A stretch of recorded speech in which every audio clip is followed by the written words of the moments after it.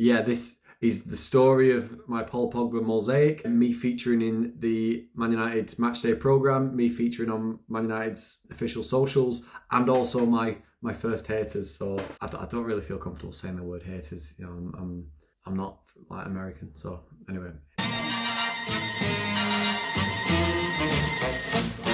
Now football is a pleasant game, played in the sun, played in the rain, and the team that gets me excited, Manchester United, Manchester United, a bunch of bouncing Busby babes, they deserve to be knighted. If ever they're playing in your town, you must get to that football ground, take a lesson, come to see football taught by Match Busby and Manchester. Manchester United, a bunch of bouncing Busby babes, they deserve to be knighted.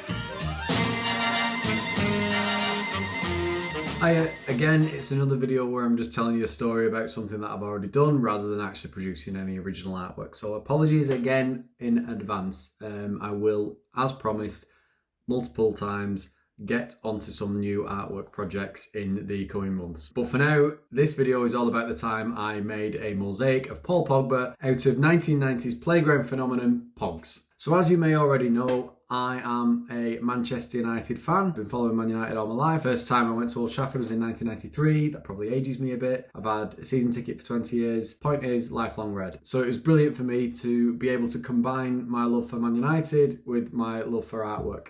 And that's exactly what I did for this story. Like most great ideas, it came about over a beer. So myself and my friend Jake decided that it would be funny to make a mosaic out of Pogs featuring the player Paul Pogba.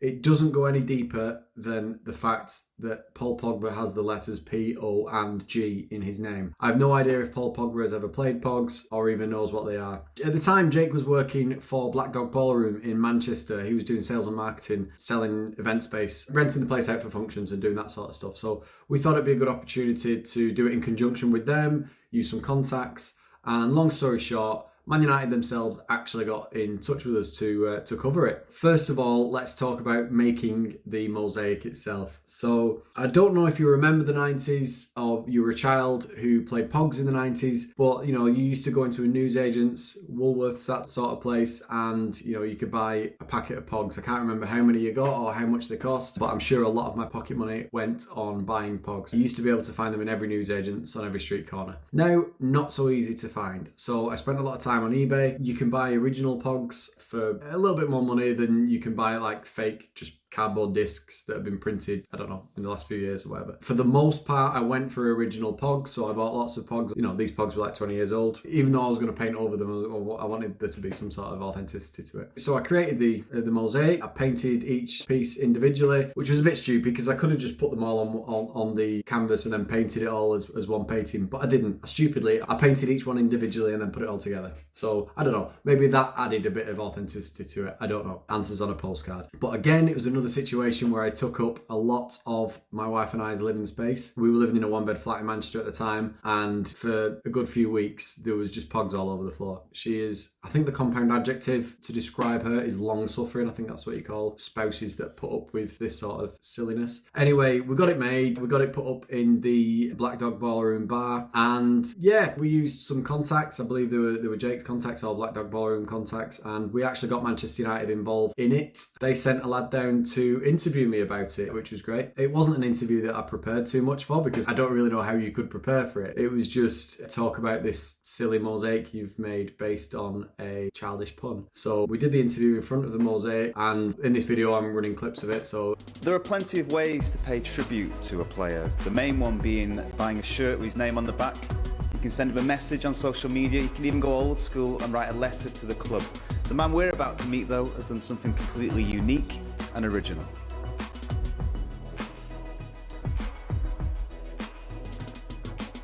Well, basically, it's an overcommitment to a pun. Just had an idea over a few beers, and the next thing I know, I've gone onto eBay and I'm buying old Pogs to paint on and stick together on a canvas. Each one individually painted, and put together to make a bigger picture. I mean, it took me quite a while. It was quite arduous. There was quite a few times I was thinking, what am I doing? But as I say, I was committed to the fun of the POG in Pogba, and just wanted to see it through. If nothing else, just to make a few people smile. I thought it'd be funny. Matt has got the room for the cross, right-footed into the air, and it's there again! It's Paul Pogba for Manchester United! 2 quick-fire goals! I like to work on cultural icons, and I think of Paul Pogba as someone who, if he's not a cultural icon now, he may well be in 10 years. He's a very iconic person, iconic personality, iconic hair, which I've tried to represent in the shiny slammers.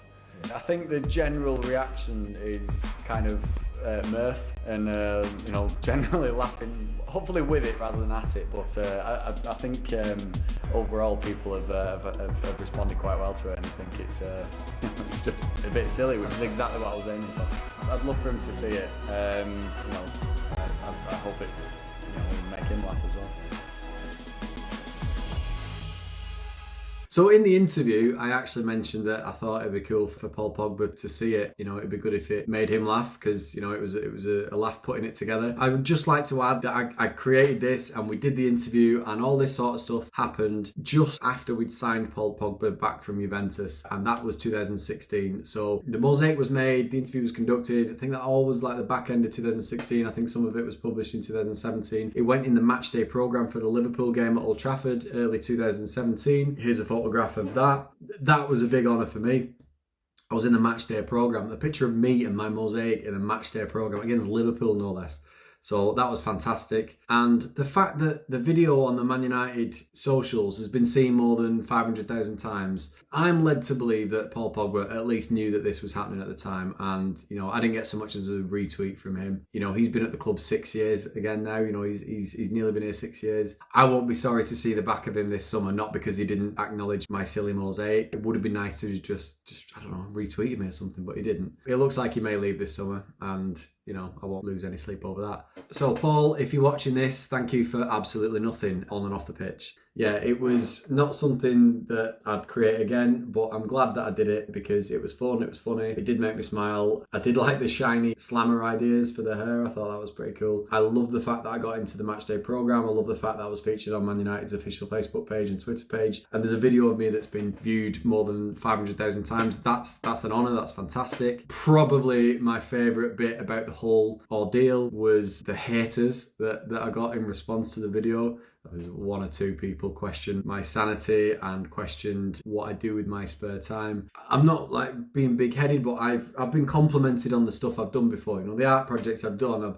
My mum tells me I'm very good at it, and other people have said nice things. But for some reason, a couple of tweets telling me that I'm sad and that I need to spend my free time better. I don't know why. It was like almost like a level above being complimented. I quite enjoyed the fact that I was out there.